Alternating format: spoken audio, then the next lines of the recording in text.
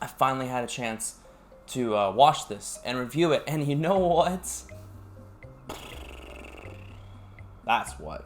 Let's go ahead and look at Eurovision Song Contest, The Story of Fire Saga. Yes, that is a mouthful, and I wish it was less. Honestly, like Eurovision Fire Saga would have been just as fine, because we didn't know anything about this going in, so it wouldn't have affected whatsoever. But here we are. And I'm just going to call it Eurovision for the rest of the review, so that's it. So Eurovision is about this Icelandic, not couple, but duo, who sing together in like this off-band kind of group in Iceland. It stars Will Ferrell and the always lovely Rachel McAdams, and they just want to go into what's basically the equivalent of American Idol in Europe, Eurovision, which is a real thing apparently.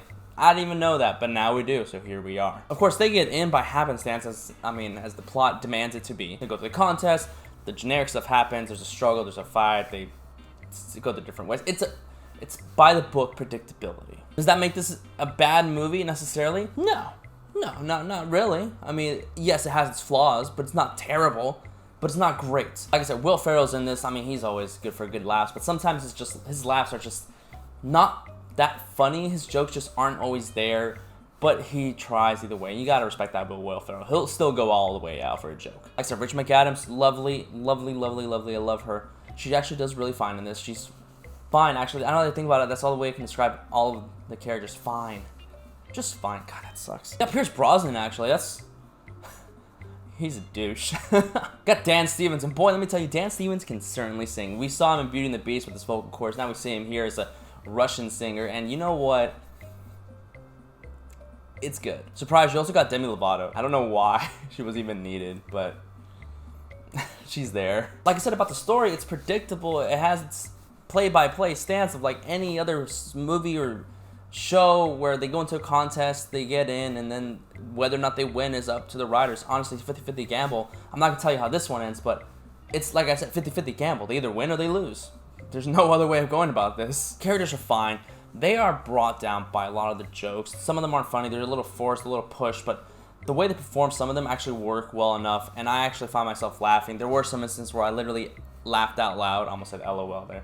Laughed out loud, and I thought it were good moments, but they're not as popular in the film. They're more sporadic, more sparse than the other ones are. I'll tell you, some of the best jokes are when he's calling out Americans. There's a group of American kids in the movie, and he just like bashes on them, like as if he were truly Icelandic. He just bashes on them hardcore. It's actually some of the funnier stuff you will see in this film. So I'll give him that, because America right now. Oof. You also have elves and ghosts in this.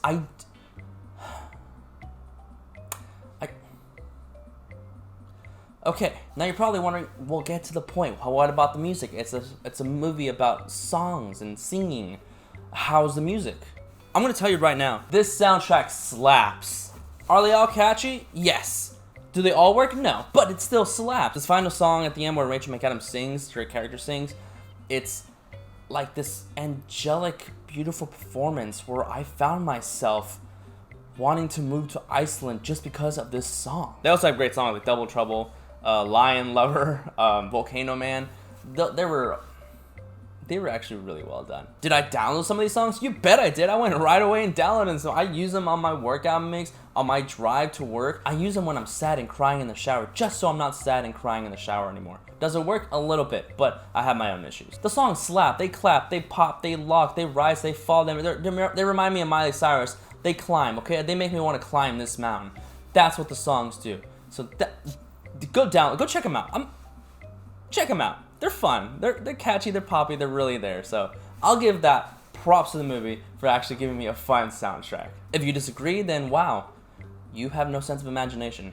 I'm being very unironic here. But overall, where the movie makes up for it in its creativity with the music and some of the lines and some of the jokes and some of like the more emotional moments that are, again, very sparse, it certainly lacks in proper development. It's predictable, it's by the book, you see it coming a mile away, you know what's exactly gonna happen, which is kind of sad.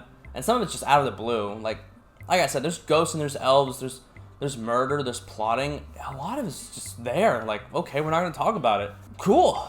All right.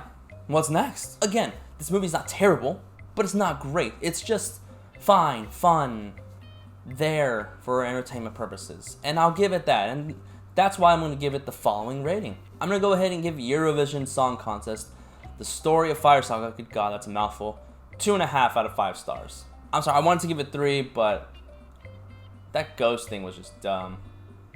And couldn't get past that. Of course, you can watch this movie on Netflix. It's on Netflix, and make sure I gotta tell you that now, because some people are like, oh, where is it? Can I rent it? Where do I watch it? It's on Netflix, so there's that. Today's unofficial sponsor is the underrated, underappreciated, very much unknown card game, Taco Cat Goat Cheese Pizza.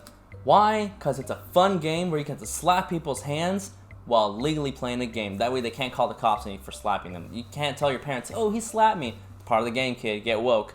Taco Cat Goat Cheese Pizza, the ultimate card game, available to order on Amazon, Barnes & Noble. I think that's pretty much where I found it. Maybe on eBay. I don't know. But get yourself a pack. Only like $10 for a card game pack. It's really fun and addictive. Of course, comment below. Let me know what you thought about the movie yourself if you saw it. Let me know what your favorite song is if you want to. Let me know what you thought about my review. Of course, hit that subscribe button. Hit that like button down there. For quick to read movie reviews, you can always check out my Letterboxd account. Link in the description below. And as always, guys, thank you for watching.